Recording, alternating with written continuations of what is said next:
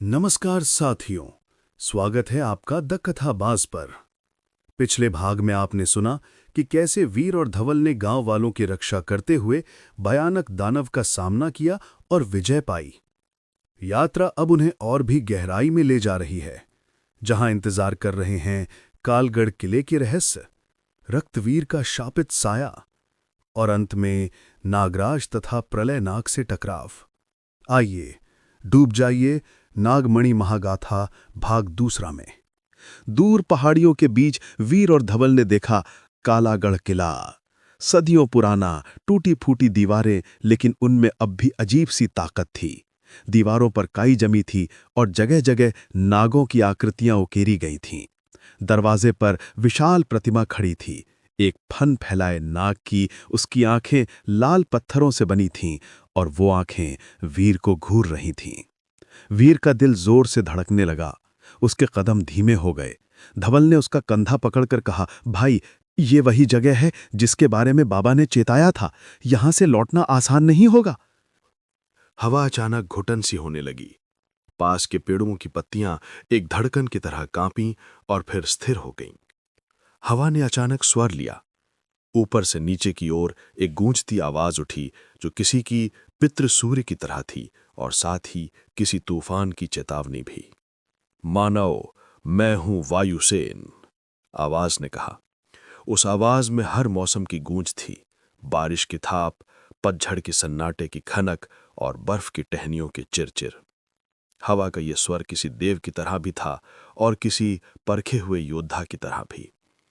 धवल का शरीर पल भर के लिए हल्का सा हुआ।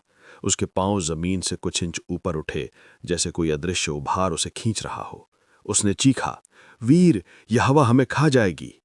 पर उसकी आवाज हवा की गर्जन में कहीं खो गई। वीर ने बिना हिले डुले अपनी हथेली और घुटने की जड़ पकड़कर खुद को स्थिर रखा। उसकी आंखों में उस क्षण की गंभीरता थी। मां की वो दुआ, पिता की वो तस्वीर और गांव के बच्चों की उस दिन की हंसी, सब कुछ एक बार में उसकी रूह पर मंडराने लगा। वायुसेन ने जैसे ही पूछा, क्या तू अपनी सांसों को अस्त्र बना पाएगा?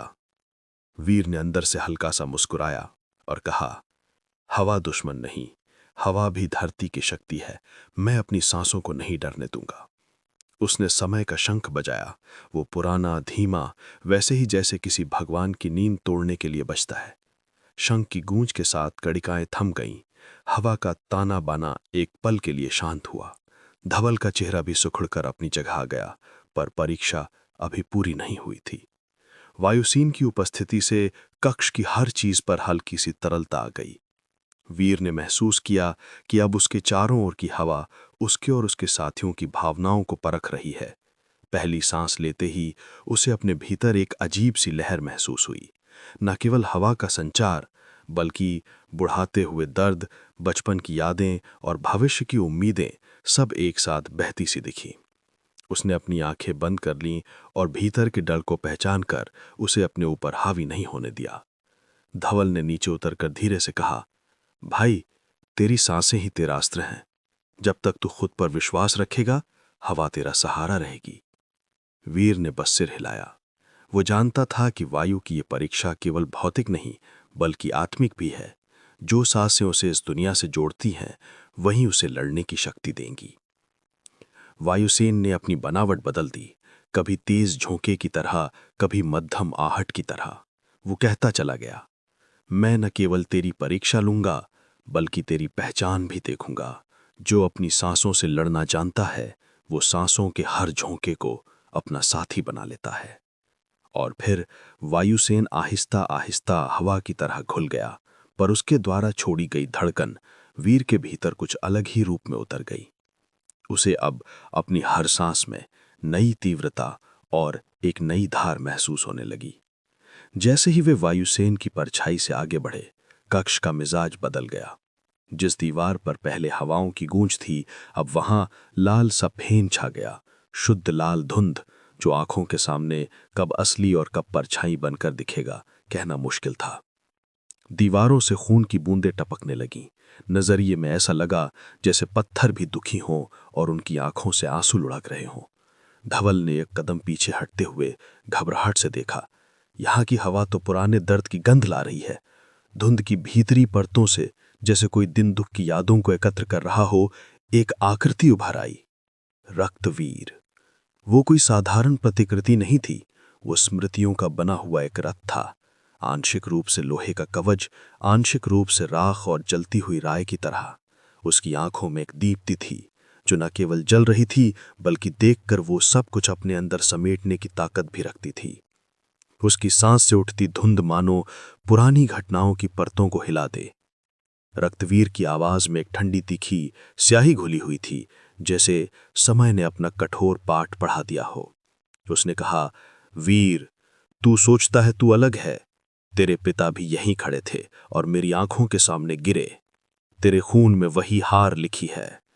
उन शब्दों ने वीर की रूह को झकझोर दिया। एक मन के लिए उसके भीतर अतीत की एक लकीर उभर आई। पिता की छवि, लहूलुहान पर दृढ़, गांव के लिए समर्पित।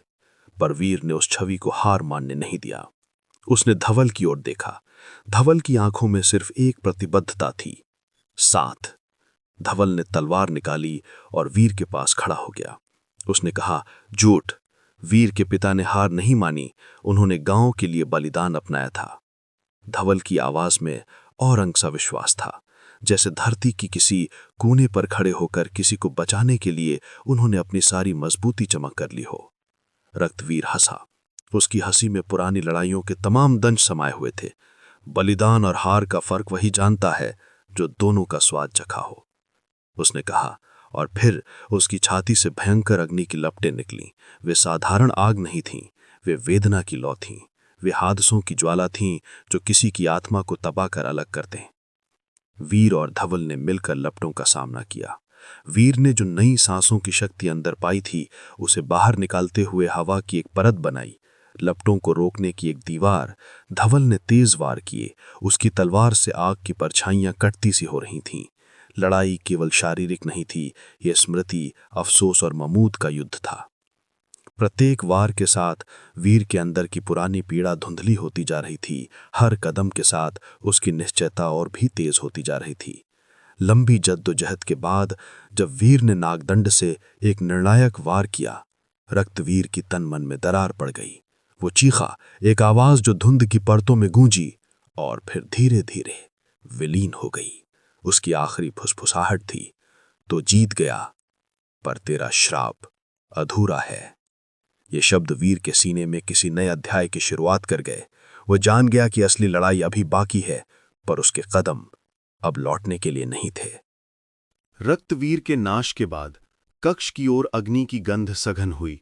दीवारों से चिंगारी उभर कर रथ का रूप ले लेती थी। अग्निरथ। उसके पहिए धधक रहे थे। उसके घोड़े जैसे आग से बने प्रेत की तरह आगे बढ़ रहे थे। अग्निरथ ने रौंदती सी आवाज में कहा, जो नागमणि को पाना चाहता है उसे तप की ज्वाला सहनी होगी, आत्मा को जलाकर परखना होगा। वीर ने बिना झिझक ज्वाला में कदम रखा। आग का ताप उसके शरीर पर उतरने लगा, जैसे हर पोर पर आग की तस्वीर उभर रही हो। उसकी त्वचा झुलसने लगी, पर उसकी इच्छा और भी प्रखर हुई। उसने मां की वो छवि याद की, मां के हाथों की लोरी, मां की आंखों की चिंता, मां की दुआ, गौरी की नरम मुस्कान और गांव के बच्चों की हल्की हल्की खुशियां। उन सभी ने उसके भीतर एक ऐसी शक्ति भर दी कि आग भी उसे झुका नहीं सकी।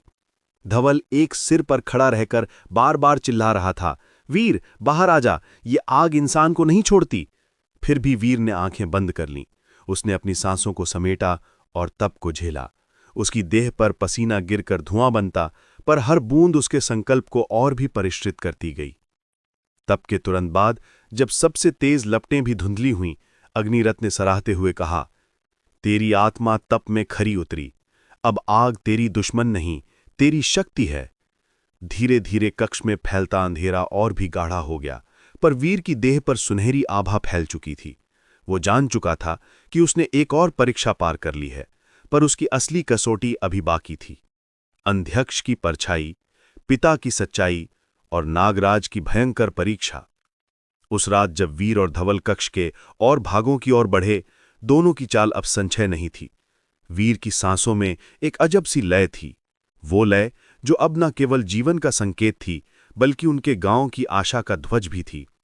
धवल जो हमेशा से उसका साथी रहा था, अब हर कदम पर उसकी ढाल था, और वीर ने भी महसूस किया कि इस यात्रा में उसका साथी मात्र हथियार नहीं बल्कि उसका परिवार है। कक्ष की खिड़कियों से खटास भरी हवा बाहर जा रही थी, और अंधेरे के बीच शेष अनछुए प्रश्न वीर के मन में गूंज रहे थे। क्या पिता सच में हार कर गए थे, या उन्होंने कोई रहस्य संभाल कर रखा था? क्या नागमणि सच में जीवन का स्रोत था, या किसी भयावह परिणाम की चाबी? पर वीर ने उन सवालों को संक्षेप में रख दिया। अब समय परखने का, जीतने का और लौटकर गांव को देखकर बाहर लाने का था। वो धीरे धीरे आगे बढ़ा, कदम ठहरते नहीं थे। उसके पास अब सिर्फ एक विश्वास था, चाहे जितनी भी परीक्षाएं हों, वो पीछे नहीं हटेगा। हवा की आखिरी सरसराहट में किसी ने धीरे से कहा, शायद वायुसेन की कोई आहट थी, तूने पहला हिस्सा पार कर लिया है मानव। आगे की राह तेरे भीतर की अग्नि, तेरी सांसों और तेरे साथी की कसम पर निर्भर करेगी। और उसी विश्वास के साथ वीर और धवल ने अपने कदम और तेज किए। आगे जो भी आया वे उसका सामना करने को तैयार थे। कक्ष अचानक अंधकार में डूब गया। जिस रोशनी में वीर और धवल अब तक आगे बढ़ रहे थे, वो एक झटके में बुझ गई। चारों ओर घना काला धुआं फैल गया। उस धुएं में एक अजीब गंध थी, सड़न और राख की मिली-जुली गंध, मानो सदियों से दबे हुए शमशान की राख अब जीवित उठी हो। धवल ने हड़बड़ाकर मशाल ऊंची की, लेकिन लौ कांपते ही बुझ गई। उसका चेहरा पीला पड़ गया। वीर, ये कैसी जगह है? यहां सांस लेना भी मुश्किल है। लगता है मानो ये धुआं हमारी आत्मा को निगल जाएगा। वीर ने तलवार कसकर पकड़ी। उसका माथा पसीने से भीग गया। धवल, यही असली परीक्षा है। हमें डरना नहीं है। अगर हम यहां हार गए तो गांव का हर घर राख में हो जाएगा। अचानक धुएं के बीच से एक गहरी गूंजती आवाज उठी, इतनी गहरी कि पत्थरों की दीवारें कांप उठीं, जमीन की धूल गिरने लगी। मानव, मैं हूं अंध्यक्ष। तेरा साहस तुझे यहां तक ले आया है, पर नागमणि केवल रत्न नहीं, यह जीवन का स्रोत भी है और मृत्यु का श्राप भी। और याद रख, जो इसे धारण करेगा उसका वंश श्रापित होगा। जब प्रलय नाग उठेगा, तेरे गांव का हर घर राख में बदल जाएगा। उस आवाज के साथ धुएं में से एक आकृति उभरी। उसका कोई चेहरा नहीं था, केवल अंधकार का ढेर, लेकिन उसकी आंखें खाई जैसे गहरी थीं, जिनमें देखते ही इंसान अपनी आत्मा खो दे। उसकी लंबी परछाई पत्थरों पर रेंग रही थी, मानो सैकड़ों जिंदा सांप दीवारों पर चढ़ रहे हों। वीर ने कांपते हुए कदम आगे बढ़ाया। उसकी आवाज में डर था, लेकिन दृढ़ता और भी गहरी थी। मैं अपने गांव को बचाने आया हूं। अगर नागमणि में जीवन है तो मैं उसे लेने से नहीं डरता, चाहे श्राप हो या प्रलय। अंध्यक्ष ठहाका मारकर हंस पड़ा। उसकी हंसी इतनी भयावह थी कि दीवारों से राख झरने लगी। गांव? तेरे गांव की नियति पहले ही लिखी जा चुकी है। तेरे पिता भी यहां आए थे। वे भी सोचते थे कि बलिदान से गांव बच जाएगा, पर मैंने उनकी चीखें अपनी आंखों से देखी हैं। वे गिरे और उनके रक्त ने इस श्राप को जन्म दिया। अचानक धुएं में बदलाव हुआ। वीर ने देखा, उसके सामने पिता की आकृति खड़ी है, लहूलुहान, कमजोर, घुटनों के बल गिरे हुए। पिता की आंखें वीर की ओर देख रही थीं। उनमें दर्द और शर्म दोनों थे। अंध्यक्ष ने फुफकारा, याद है वीर, यही वो जगह है जहां तेरे पिता टूट गए थे। उन्होंने गांव को बचाने का सपना देखा, पर मेरी आंखों के सामने गिरे, और अब वही नियति तेरे सामने है। वीर की आंखों में आंसू भर आए। उसके होंठ कांपने लगे। उसने तलवार ढीली छोड़ दी। धवल झट से आगे बढ़ा और उसका कंधा पकड़ा। भाई, ये झूठ है, ये तुझे तोड़ना चाहता है, ध्यान मत देना।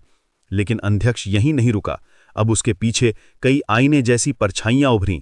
पहले आईने में वीर ने देखा, गांव जल रहा है, मां रो रही हैं, गौरी मिट्टी पर गिरकर चिल्ला रही है, बच्चे राख में तड़प रहे हैं। वीर की सांसें टूट गईं। उसने तलवार उठाकर आईना चकनाचूर कर दिया। दूसरे आईने में उसने खुद को बूढ़ा देखा, टूटा हुआ, अकेला। गांव के बच्चे उसे घेर कर कह रहे थे, तू हमें बचा नहीं पाया, तेरी वीरता झूठी थी, तू मौत लेकर आया था। उनकी आवाजें गूंज रही थीं। वीर का सिर भारी हो गया। उसके कान बंद होने लगे। तलवार उसके हाथ से फिसलने लगी। धवल ने झट से उसका चेहरा थामा। नहीं भाई, ये सब भ्रम है। तेरे पिता ने गांव के लिए बलिदान दिया था। आज वही राह तेरे सामने है। तेरा नाम हार के लिए नहीं, बलिदान के लिए लिखा जाएगा। वीर की आंखों में आंसू थे, पर उसका चेहरा कठोर हो गया। उसने तलवार उठाई और जोर से अंध्यक्ष की ओर चिल्लाया, अगर मेरी आत्मा भी राख हो जाए पर गांव बच जाए तो यही मेरी सबसे बड़ी जीत होगी। उसने नागदंड जमीन पर मारा। पूरा कक्ष कांप उठा। चिंगारियां भड़क उठीं, अंध्यक्ष चीखने लगा, उसका काला धुआं बिखरने लगा, लेकिन जाते जाते उसकी हंसी गूंजती रही। देखेंगे मानव, जब प्रलय आएगा क्या तेरी हिम्मत तब भी जिंदा रहेगी? अगले ही पल सब बदल गया। वे अब एक भूल भुलैया में खड़े थे। चारों ओर सैकड़ों आईने, हर आईना इतना चमकदार कि उसमें आत्मा तक झलक जाए। पहले आईने में वीर ने देखा, गांव जल रहा है, माँ रो रही हैं, गौरी मिट्टी पर गिरकर चिल्ला रही है, बच्चे राख में तड़प रहे हैं। वीर की सांसें टूट गईं। उसने तलवार उठाकर आईना चकनाचूर कर दिया। दूसरे आईने में उसने खुद को बूढ़ा देखा, टूटा हुआ, अकेला। गांव के बच्चे उसे घेर कर कह रहे थे, तू हमें बचा नहीं पाया, तेरी वीरता झूठ थी। वीर का दिल भर आया, उसका चेहरा निराशा से झुक गया। लेकिन धवल ने उसका हाथ थामा। नहीं, तेरी वीरता अभी साबित होगी। आज तू वही करेगा जो तेरे पिता अधूरा छोड़ गए थे। वीर ने दहाड़कर तलवार चलाई, आईना टूट गया। तीसरे आईने में उसके पिता की छवि थी, लहूलुहान लेकिन सीना ताने खड़े। सामने खड़ा था नागराज। पिता की आंखों में आंसू और गर्व दोनों थे। बेटा, मैं हारा नहीं था। मैंने गांव को बचाने के लिए खुद को नागराज को सौंप दिया था। मेरी आत्मा बलिदान हो गई ताकि गांव सांस ले सके। आज वही राह तेरे सामने है। वीर की आंखों से आंसू झरने लगे। उसने तलवार उठाई और आईना चकनाचूर कर दिया। पिता, आपकी गाथा अधूरी नहीं रहेगी, मैं इसे पूरा करूंगा। जैसे ही आखिरी आईना टूटा, पूरा कक्ष कांपने लगा, दीवारें फटने लगीं और उनके बीच प्रकट हुआ एक सिंहासन। उस सिंहासन पर चमक रही थी नागमणि। लेकिन नागमणि तक पहुंचने से पहले धरती गूंज उठी, भारी गर्जना फटी, लपटें चारों ओर उठीं और उनके बीच से प्रकट हुआ नागराज। उसका फन बादलों तक जाता था, उसकी आंखें जलते अंगारों जैसी थीं, उसकी फुफकार से पूरा कक्ष हिल रहा था। वो गर्जा, मानव, तेरे पिता गिरे, तू भी गिरेगा, तेरे खून में हार लिखी है। वीर ने नागदंड कसकर उठाया। मेरे पिता हारे नहीं थे, उन्होंने बलिदान दिया था और आज मैं वही राह चुनने आया हूं। नागराज ने आग उगली, लपटें चारों ओर फैल गईं।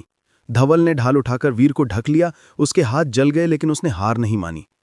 भाई, वार कर, मैं ढाल बनूंगा। वीर ने समय का शंख बजाया। क्षण भर के लिए आग थम गई। उस पल आकाश से गरुड़ झपट कर आया। उसके पंखों की आंधी ने आग को चीर दिया। उसकी गर्जना से नागराज कांप उठा। युद्ध भयंकर था। नागराज बार बार आग उगलता, वीर छलांग लगाकर बचता, धवल ढाल लेकर सामने आता, गरुड़ उसके फन पर पंजे मारता। नागराज ने पूंछ से धवल को पटक दिया। वो जमीन पर गिरा, उसके होंठों से खून बह निकला। भाई, तू लड़, मैं अभी जिंदा हूं। वीर की आंखों में आंसू थे। उसने जोर से दहाड़ लगाई, हे पंच तत्व, मेरे साथियों, मुझे शक्ति दो। नागदंड उसकी हथेलियों में जलने लगा। उसकी आंखों में धरती, समय, अग्नि, वायु और आकाश की चमक थी। उसने छलांग लगाई और सीधे नागराज के फन पर वार किया। वार इतना गहरा था कि कक्ष हिल उठा। नागराज चीखा, उसकी फुफकार आसमान तक गूंजी। उसका विशाल शरीर थरथराया और फिर वो धुएं में विलीन हो गया। उसकी आवाज गूंजती रही, मानव, तू जीत गया, पर श्राप अधूरा है, प्रलय नाग आएगा। वीर कांपे हाथों से नागमणि उठाता है। उसकी चमक गांव तक फैल जाती है। गांव लौटते ही दृश्य बदल गया। सूखे कुएं भर गए, खेत हरे भरे हो गए, बच्चों की आंखों में भूख की जगह हंसी लौट आई। औरतों ने आशीर्वाद दिया, बुजुर्गों ने भगवान का नाम लेकर सिर झुका दिया। वीर की मां दौड़कर उसे गले लगा लेती है। उसकी आंखों से आंसू बह रहे थे। मेरा बेटा, तू लौट आया। गौरी कांपते कदमों से आगे बढ़ी। उसकी आंखों में आंसू और मुस्कान दोनों थे। उसने धीमे से कहा, मुझे पता था वीर लौटेगा। गांव में उत्सव शुरू हो गया। ढोल नगाड़े बज उठे, दीपक जल उठे, हर घर में हंसी लौट आई। पर उसी उत्सव के बीच त्रिलोचन बाबा का चेहरा गंभीर था। उन्होंने डंडा जमीन पर टिका दिया और बोले, श्राप अभी अधूरा है, असली युद्ध अभी बाकी है, प्रलय नाग एक दिन जरूर आएगा। वीर ने मां और गौरी की ओर देखा। उसकी आंखों में शांति और संकल्प दोनों थे। जब तक मेरी सांसें हैं, मैं इस गांव को बचाऊंगा, और अगर सांसें न रहीं तो मेरी आत्मा हमेशा इनके साथ रहेगी। गांव में उत्सव की गूंज थी। ढोल नगाड़े बज रहे थे, दीपकों से चौपाल जगमगा रहा था। बच्चों के चेहरे पर मुस्कान लौट आई थी। औरतें आशीर्वाद दे रही थीं। बुजुर्ग हाथ उठाकर कह रहे थे, वीर लौट आया, हमारा गांव बच गया। मां ने आंचल फैलाकर भगवान का धन्यवाद किया। गौरी की आंखों में आंसू थे, पर होंठ मुस्कुरा रहे थे। उसने धीमे से कहा, मुझे पता था वीर लौटेगा। वीर चौपाल के बीच में खड़ा था। उसकी आंखों में चमक थी, लेकिन चेहरे पर थकान भी। उसने सोचा, यात्रा पूरी हुई, अब सब ठीक होगा। लेकिन तभी त्रिलोचन बाबा की आंखें गंभीर हो गईं। उन्होंने अपनी लकड़ी जमीन पर टिकाई। आवाज कांप रही थी, लेकिन दृढ़ थी। नहीं, श्राप अभी अधूरा है, असली युद्ध अभी बाकी है। प्रलयनाग एक दिन जरूर आएगा। भीड़ खामोश हो गई। हर किसी का दिल सिहर उठा। वीर ने बाबा की आंखों में देखा, वहां कोई संदेह नहीं था, बस कठोर सच्चाई की गूंज। कुछ दिनों तक गांव में सुख रहा। कुएं भर गए थे, खेत लहलहा रहे थे, बच्चों की हंसी हवा में गूंज रही थी। मां के चेहरे पर संतोष था, गौरी के दिल में नई आशा। पर एक रात आसमान अचानक काला हो गया। तारे एक एक करके बुझने लगे। हवा में राख जैसी गंध फैल गई। धरती कांप उठी। कुएं सूख गए, खेतों में दरारें पड़ गईं। और फिर एक ऐसी गर्जना गूंजी जिससे बच्चों की चीखें दब गईं, औरतों की रुलाई थम गई, पुरुषों के दिल कांप गए। धरती फट गई, आग की लपटें आसमान तक उठी, और उन दरारों से निकला प्रलय नाग। उसका फन बादलों से ऊंचा था, उसकी आंखें जलते अंगारों जैसी थीं, उसकी फुफकार से पूरा कक्ष हिल रहा था, उसकी हर सांस से झोपड़ियां हिलकर गिरने लगीं। गांव वाले कांपते हुए एक दूसरे को पकड़कर खड़े थे। मां कांपते हुए आवाज में बोली, हे भगवान, ये कैसा नाग है?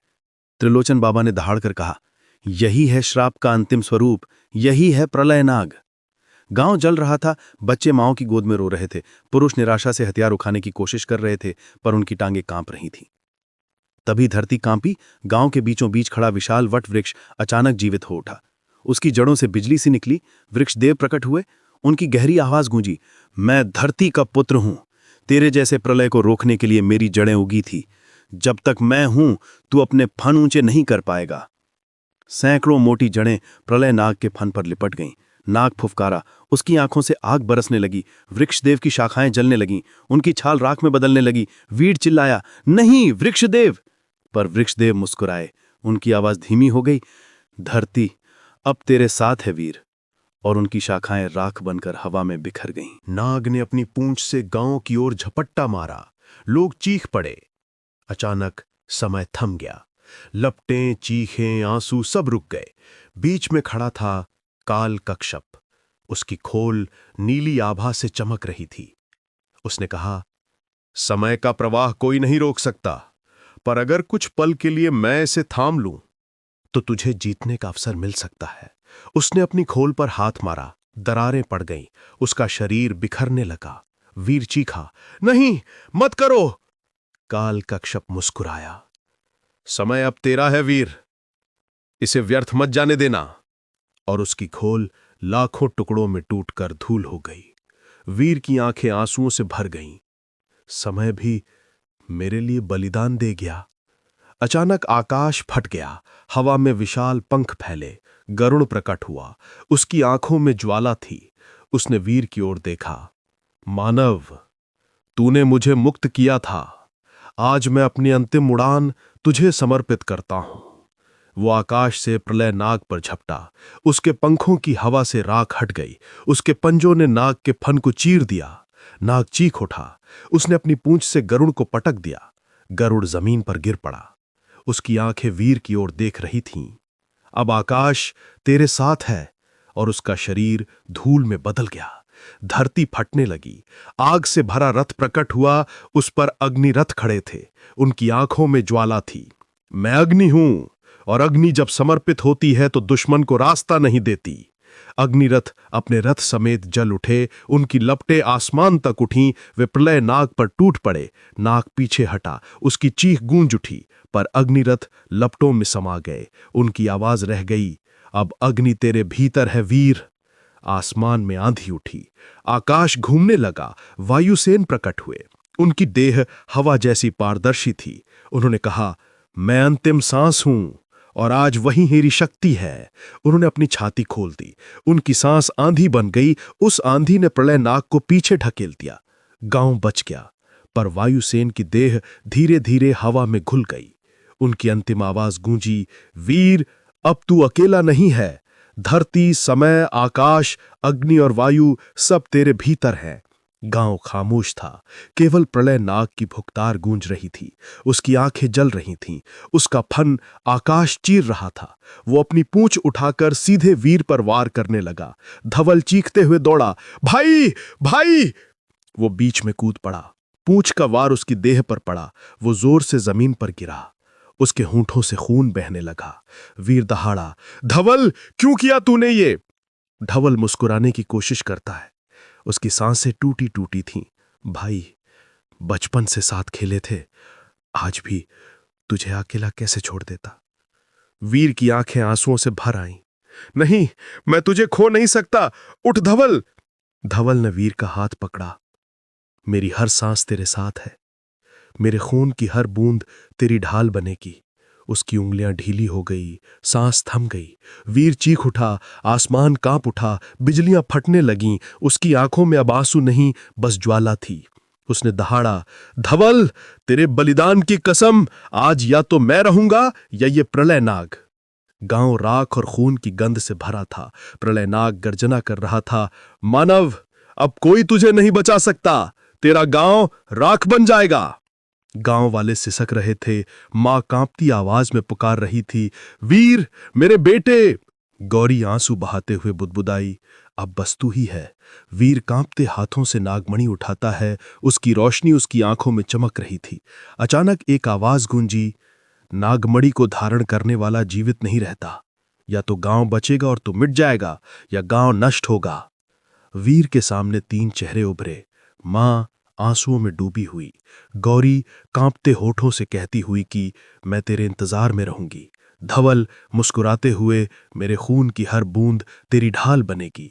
वीर की आंखों से आंसू बह निकले। उसने सीना ठोक कर कहा, अगर मेरी जान से उनकी सांसें लौट आएं तो यही मेरी सबसे बड़ी जीत है। उसने नागमणि दोनों हाथों में उठाई।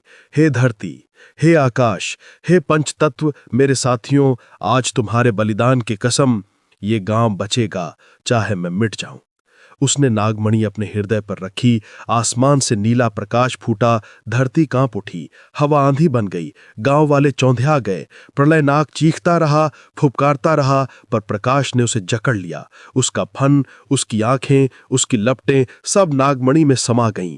वीर का चेहरा प्रकाश में दिख रहा था। उसकी आंखों में आंसू थे, पर होंठ मुस्कुरा रहे थे। उसने कहा, मां, गौरी, धवल, मैं लौटूंगा नहीं, पर मेरी सांसें इस गांव में हमेशा रहेंगी।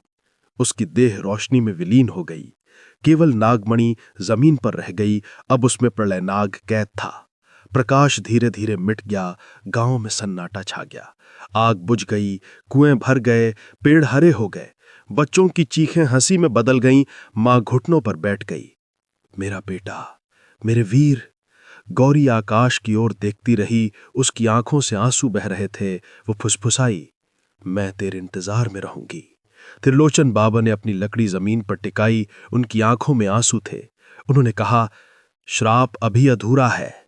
100 साल बाद जब प्रलय नाग लौटेगा तो वीर की आत्मा नागमणि से जागेगी और गांव की रक्षा करेगी। वीर अब केवल एक युवक नहीं रहा, वो बलिदान की ज्वाला थी। धरती की सांसों में, आकाश की हवा में, हर धड़कन में वह जीवित था। और इस तरह पूरी हुई नागमणि महागाथा। एक ऐसी कथा जो आने वाली पीढ़ियों को बताएगी, सच्चा नायक वही है जो अपने प्राण देकर भी अपने लोगों की सांसें लौटा दे। दोस्तों, ये थी नागमणि महागाथा भाग 2 और अंतिम अध्याय। अगर इस कहानी ने आपके दिल को छुआ हो तो वीडियो को लाइक ज़रूर करें और सब्सक्राइब करके बेल आइकन दबा दीजिए ताकि हमारी अगली महागाथा आप सबसे पहले सुन सकें। मिलते हैं अगली कहानी में। तब तक जुड़े रहिए द कथा बास के साथ।